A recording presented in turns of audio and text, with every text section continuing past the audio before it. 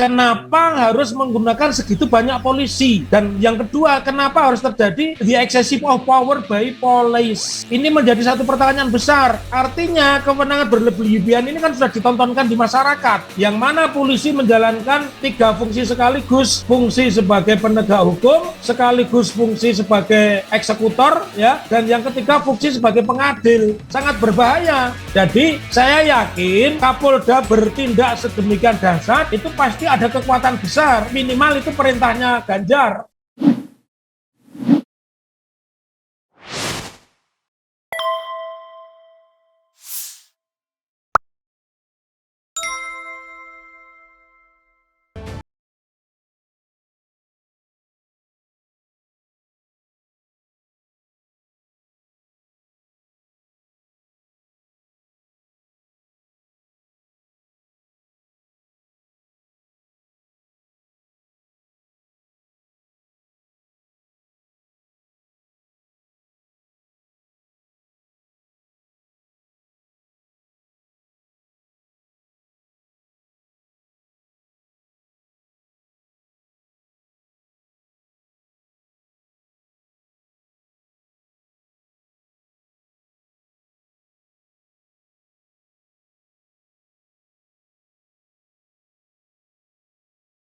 Saya pikir kita sudah masuk pada taraf yang saya sebut sebagai the excessive of power by police. Jadi ini penggunaan kekuatan yang sangat berlebihan oleh kepolisian. Meskipun kalau ini hari Jumat ya, berarti Kamis kemarin kan 64 warga bener itu sudah 66 warga Wadas, Bener Purworejo sudah dibebaskan ya, yang semula ditahan, dan sekarang masih 3 proses penyidikan. Tapi saya melihat sebelum nanti saya bicara tentang aspek polisi, kemudian struktur kepolisian dan substansi masalah yang muncul di sana, saya ingin sampaikan dulu bahwa semua proyek ini sebenarnya kan digagas bingar-bingar dengan munculnya Omnibus Law ya. Omnibus Law itu kalau di bahasa Indonesia kan sebuah bis besar yang memuat banyak undang-undang ya. Namun kemudian tanggal 25 November tahun 2021 dengan putusan Mahkamah Konstitusi nomor 91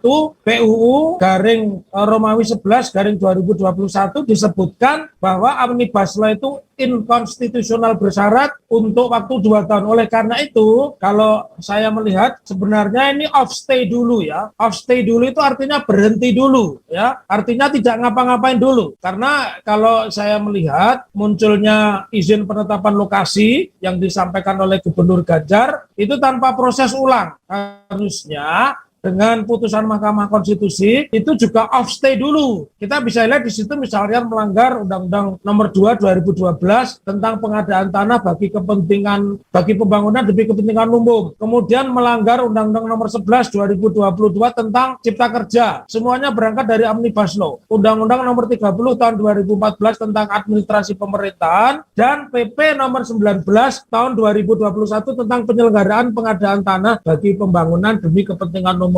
Nah, di situ sebenarnya tidak masuk begitu. Cuma seperti sebagaimana biasanya, ini sebenarnya test water ya. Test water kejumawaan polisi menangkap tokoh media, menangkap YouTuber, kemudian dan terutama menangkap ulama itu kan responnya tidak besar. Maka dia coba praktekkan kasus ini di Jawa Tengah dan dia berharap ini bagian dari pencitraan seorang gubernur yang namanya Ganjar Pranowo. Jadi yang saya sebut di atas itu pelanggaran administrasinya. Nah, sekarang kita bicara dari sisi polisi. Polisi itu sebelum bergerak, karena struktur polisi itu ada Kapolda, Wakapolda itu tidak punya peranan vital. Di situ ada Direktur Intel, Direktur Kriminal Umum, Direktur Kriminal Khusus. Nah, kita harus lihat kenapa sampai mengerahkan pasukan begitu banyak. Kalau Polresnya itu Polres B, itu jumlah anggota polisinya sekitar 400. Kayak Polres A seperti Surakarta itu jumlah personilnya lebih dari 750. Pertama harus kita lihat dulu dari sisi polisinya. Katakanlah dia mengerahkan setengah batalion 350 atau 1 batalion itu 750. Ustaz Slamet pasti tahu kita berdua ini anak tentara. 1 batalion itu 750. Nah, tapi itu simpang siur tidak penting yang buat saya. Yang terpenting kalau kita melihat di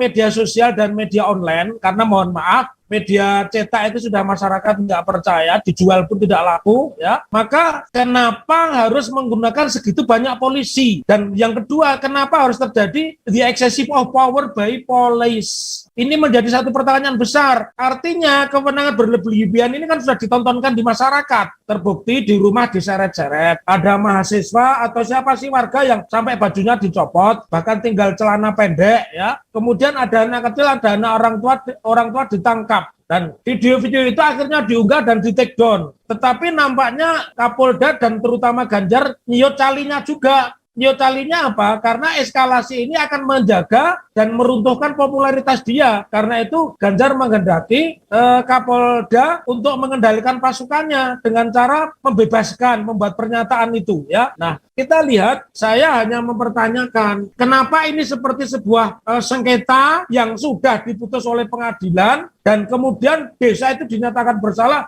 digerebek. Jadi ini seperti sebuah putusan pengadilan yang mana polisi menjalankan 3 fungsi sekaligus, fungsi sebagai penegak hukum, sekaligus fungsi sebagai eksekutor, ya, dan yang ketiga fungsi sebagai pengadil. Sangat berbahaya, ya. Padahal ini ngukur saja ya, ini ngukur saja. Makanya itu fungsi pengadilan sudah dijalankan dan dipakai oleh polisi. Karena eksekusi itu harus perintah pengadilan. Yang menjalankan jaksa minta bantuannya kepada polisi. Itu mekanismenya hukum itu seperti itu, ya. Kita lihat ini kan di Papua saja tidak mungkin, ya, tidak mungkin karena tidak akan punya nyali polisi melakukan upaya seperti itu. Nah, ini di tempat merdeka tidak ada putusan pengadilan, juga tidak ada perintah pengadilan. Jadi kebohongan mereka itu dibuka dengan sendirinya. Lalu saya lihat sekarang kita bicara anatomi polisi. Tadi sudah saya sebutkan susunan kepolisian, ya.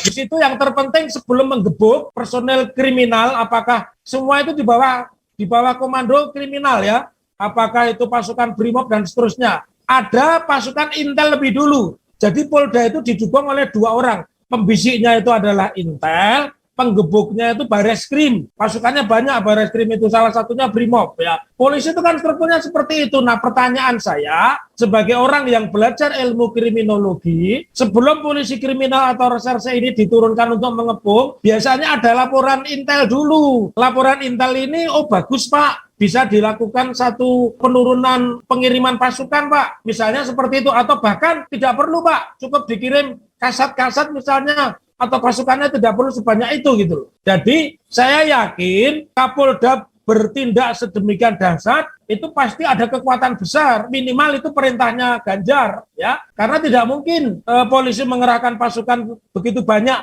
dan itu diakui pula di dalam jumpa pers Kapolda tanggal 9 Februari, dia mengatakan itu atas permintaan Provinsi Jawa Tengah, berarti permintaan Ganjar, ya. Dan Ganjar pun senyampang pada saat warga kepung polisi, Ganjar juga bilang masyarakat nggak perlu takut, kampungnya dikepung. Jadi ini kalau bahasa Jawa, Ustadz Slamet, ini sudah gato entek gitu ya. Jadi gedek itu sudah sama, mantuk sama gedeknya sama itu. Sudah gato edek itu, jadi sama. Oleh karena itu kejadian tersebut tidak boleh lagi terjadi di daerah lain yang memiliki ketegangan, ya. Jadi secara umum sebenarnya tugas polisi itu kan hanya 2. 1, melindungi harta masyarakat, yang 2 menertibkan. Nah, ini tidak lewat itu, tapi ini eksekusi. Karena menyeret orang, menyuruh keluar itu sudah perintah eksekusi. Bukan putusan pengadilan kok tarafnya eksekusi. Mestinya persuasi dulu. Jadi ini adalah mekanisme di mana mereka itu sudah sangat overconfident, ya. Kemudian masyarakat kan juga tidak tahu ini polisi yang resmi mana, polisi yang tidak resmi mana. Karena orang-orang berpakaian preman itu masuk rumah, menyeret-nyeret, ya. Ini nggak boleh di negara yang merdeka, yang tidak ada darurat sipil, tidak ada darurat militer, tiba-tiba ada pengerahan pasukan bersenjata. Sangat fatal. Kita sama-sama anak tentara itu pasti paham. Darurat sipil itu yang boleh mengkomando itu gubernur. Nah, pertanyaannya, apakah pada saat itu Purworejo itu sudah dalam kondisi darurat sipil sehingga polisi bersenjata lengkap, ya. Kemudian saya berharap jangan sampai polisi ini, maaf ya, dijadikan alat oleh penguasa atau bahkan melakukan kolaborasi untuk menggolkan perbuatan tertentu yang seolah-olah ini produk hukum, padahal ini bukan produk hukum. Karena itu harapan saya terakhir, ini tidak boleh terjadi ya, ini negara merdeka ini. Kalau tahun 45, kita sekarang memasuki 2022, berarti kita sudah merdeka 77 tahun ini ya. 77 tahun, masa perilakunya masih kayaknya umur 16 tahun begitu, masih jagoan begitu ya. Karenanya saya berharap perlu dibentuk tim pencari fakta independen, dan tidak mungkin tim pencari fakta independen ini anggotanya aparatur sipil negara khususnya Pemprov dan Polda, karena mereka sudah tidak netral. Jadi inilah yang saya sebut di dalam ilmu kriminologi namanya the excessive of power by police. Jadi penggunaan kekuatan berlebihan oleh polisi, dan itu tidak boleh terjadi. Jadi sekali lagi perlu dibentuk tim pencari fakta independen. Dan terakhir, saya sama seperti mereka, mudarat dan manfaatnya pembuatan bendung Wadas ini jauh lebih kecil, mudaratnya jauh lebih besar dibanding manfaatnya. Karena itu tegas kita semua yang masih waras, mencintai desa ini harus menolak bendung Wadas. Dan saya berharap ini terus dibola saljukan, karena ini momentum untuk bersih-bersih. Bayangkan 6 nyawa melayang tidak ada tanggapan apapun.